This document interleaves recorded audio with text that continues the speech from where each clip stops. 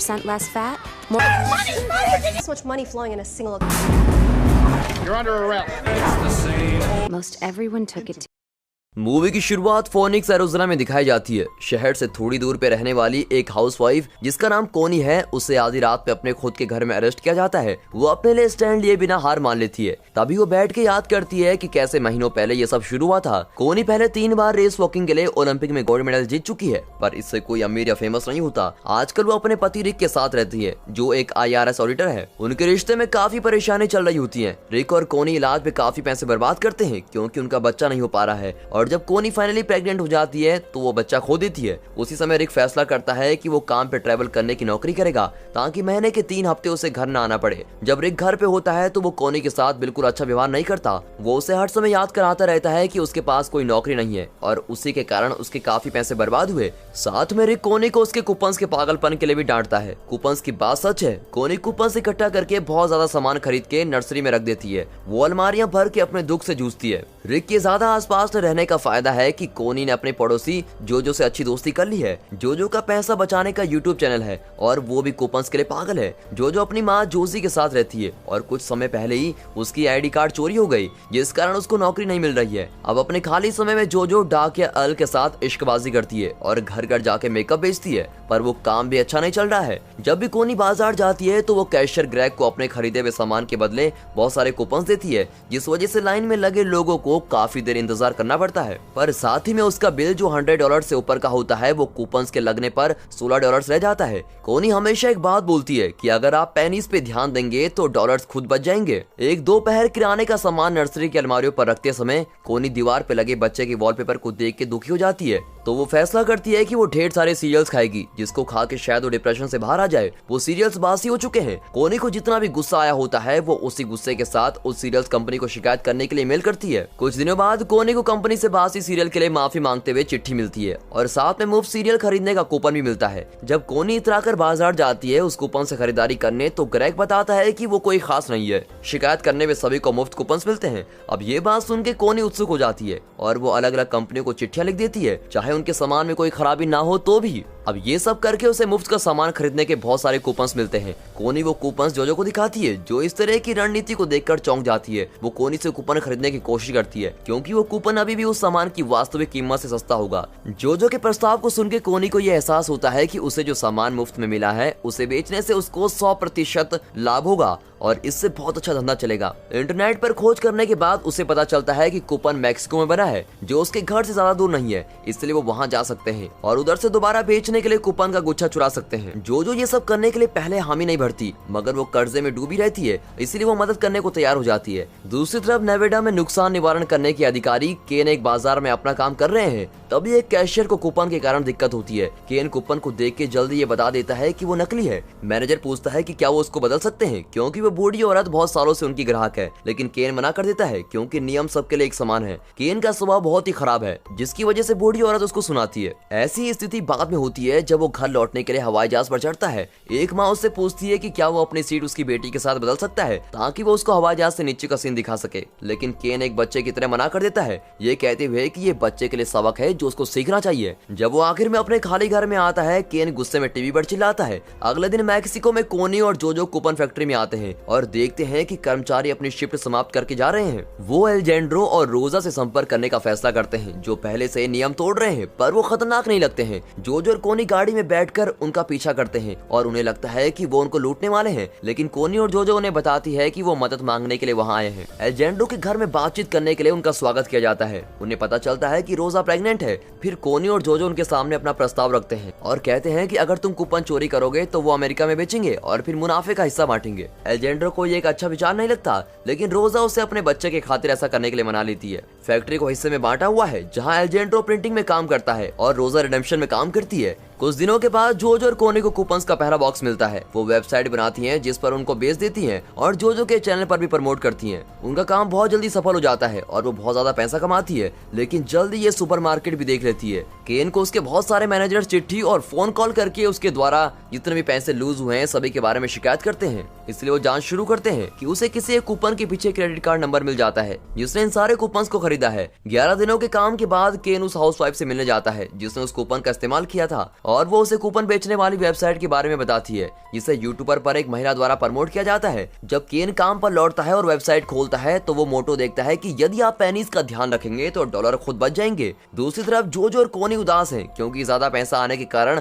उनका PayPal account बंद हो गया है और इसे वापस खोलने के लिए उन्हें ये साबित करना होगा कि वे एक वैलिड बिजनेस चला रहे हैं। वे ये नहीं जानते कि इसको ठीक कैसे करना है, इसलिए वे जल्दबाजी में टीना से संपर्क करने का निर्णय लेते हैं जो कि डार्क वेब पर फेमस हैकर है। टीना उन्हें इतनी आजादी से प्रचार करने के लिए डांटती है क्योंकि इस सब से उनका पता लगाया जा सकता है। इसलिए जोजो की वीडियो हटाने के बाद वो बताती है कि उन्हें अपने बिजनेस के लिए एक फ्रेंड की आवश्यकता है ताकि वे उनका पैसा साफ कर सके। उन्हें नकली आईडी, बैंक खाते और काम करने के लिए गुप्त घर मिलेगा। साथ ही उन्हें अपना पैसा खर्च करने से पहले 6 महीने इंतजार करना होगा ताकि उनके द्वारा स्थापित हर कनेक्शन जो उनके असली नामों से जुड़ा है वो गायब हो जाए। सब कुछ ठीक होने के बाद टीना को उसकी मदद के लिए 10% मिलेगा। वो उन्हें उनकी महत्वपूर्ण फाइल्स को रखने के लिए एक विशेष एनक्रिप्टेड यूएसबी देती है। टीना की तेज सोच के कारण केन के लिए इंटरनेट पर कोई सुराग नहीं बचा है। वो FBI के पास जाता है और वो कहते हैं कि वो इस पर गौर करेंगे, लेकिन वास्तव में उन्हें इसमें एक समस्या का पता चल जाता है। कूपन का विषय हंसाने योग्य होने के कारण वो इस मामले को अपने सबसे निचले डेस्क कार्यकर्ता अल्बर्ट के पास फेंक देते हैं क्योंकि उसके पास काम करने के लिए बेहतर कुछ नहीं है। अल्बर्ट मामले को स्वीकारता है। जोजो के कॉस्मेटिक्स ब्रांड और टीना की फर्जी आईडी को कवर के रूप में इस्तेमाल करने से कूपन घोटाला फिर से एक बहुत ही लाभदायक बिजनेस में बदलने लगता है। पर दूसरी तरफ केन FBI के लिए हर दिन संदेश छोड़ता है। 6 महीने बाद कोनी और जोजो अपना पैसा खर्च करने के लिए तैयार हैं, पर उन्हें याद है कि टीना ने कहा था कि ये काला धन है, इसलिए उन्हें पहले इसको साफ करना होगा। फिर कोनी को रिक की एक ग्राहक की कहानी याद आती है और कोनी फैसला करती है कि उन्हें फिर से बेचने के लिए बहुत सारी महंगी चीजें खरीदने की जरूरत है और बाद में उनकी बिक्री से मिले पैसों को स्वच्छ माना जाएगा। फिर वो सभी बैंक्स को मनाती है कि उन्हें पैसे कैश में दे क्योंकि उन्हें लोगों को अपने कॉस्मेटिक्स के धंधे पे रखना है। उसके बाद कोनी और जोजो एक अविश्वसनीय रूप से महंगी खरीदारी करने जाते हैं। वो स्पोर्ट्स गाड़ी, नाव, एक निजी विमान खरीदते हैं और यहाँ तक कि बंदूकें भी। बाद में वो लॉस वेगस की यात्रा करते हैं जहाँ वो अपने भविष्य की योजना पर चर्चा कर रहे होते हैं कि जोजो अपनी माँ की गिरवी रखे सामान को वापस लेगी और कोनी फर्टिलिटी ट्रीटमेंट को फिर से आजमाना चाहती है। इस बीच केन को आखिरकार FBI से कॉल आ जाती है जिसका वो इंतजार कर ही रहा था। अल्बर्ट उसे सूचित करता है कि उससे इंटरनेट पर कुछ नहीं मिला क्योंकि एक एक्सपर्ट ने सभी कुकीज ट्रायल्स को हटा दिया है, लेकिन तब से कूपन पुराने नियमित मेल के माध्यम से भेजे जा रहे हैं।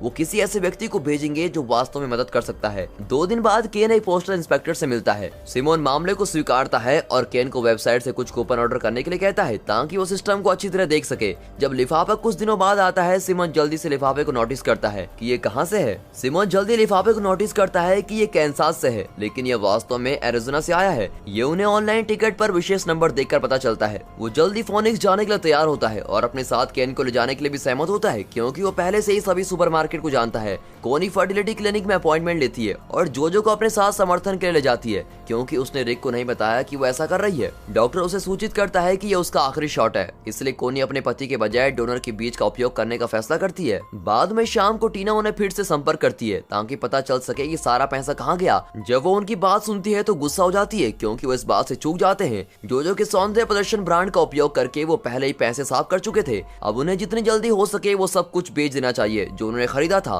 और वो इसे प्रतिदिन कम मात्रा में बैंक में वापस डाल दें। जब रिक अपने बिजनेस यात्रा से वापस लौटता है तो वो नोटिस करता है कि कोनी ने नया टीवी खरीदा है, इसलिए वो उसे बताती है कि उसे नौकरी मिल गई है और अब वो कूपन का उपयोग नहीं करती है। ये रिक को बहुत खुश करता है। इसी बीच केन और सिमोन इलाके के सभी कैशियर से पूछताछ कर रहे होते हैं। वो किसी ऐसे के बारे में पूछ रहे होते हैं जिस ग्राहक को कूपन का जुनून हो। जब वो ग्रेग के पास जाते हैं तो उन्हें वो जानकारी मिलती है जिसकी उन्हें जरूरत होती है। ग्रेग कोनी का नाम नहीं जानता, लेकिन वो उन्हें उसका विवरण देता है और उसके 2 पैसे के आदर्श वाक्य का उल्लेख करता है, जिसे सुन के केन को वेबसाइट पे पड़े मोटो की याद आ जाती है। अगले दिन वो पास के डाकघर में जाते हैं ये देखने के लिए कि क्या कोई कार्यकर्ता गोरी कूपन वाली के बारे में कुछ जानता है। कोनी को कोई याद नहीं करता, लेकिन जब वो कूपन शब्द सुनते हैं तो वो इल पर चुटकी लेते हैं क्योंकि वो हमेशा जोजो की बचत करने की टिप्स यूट्यूब पे देखता रहता है। कोनी और जोजो अपना सारा सामान eBay पर बेचने के लिए लगाते हैं जो बहुत कठिन होता जा रहा है क्योंकि इसमें बहुत कुछ है। जब वो एक कैफे में शराब पीने जाते हैं तो उन्हें एक गन क्लब के 2 आदमी मिलते हैं। फिर वो गन क्लब का पता प्राप्त करती है और बिक्री के लिए अपने सभी हथियारों के साथ बाद में वहाँ जाती है। जोजो बिक्री के लिए एक अद्भुत पिच देती है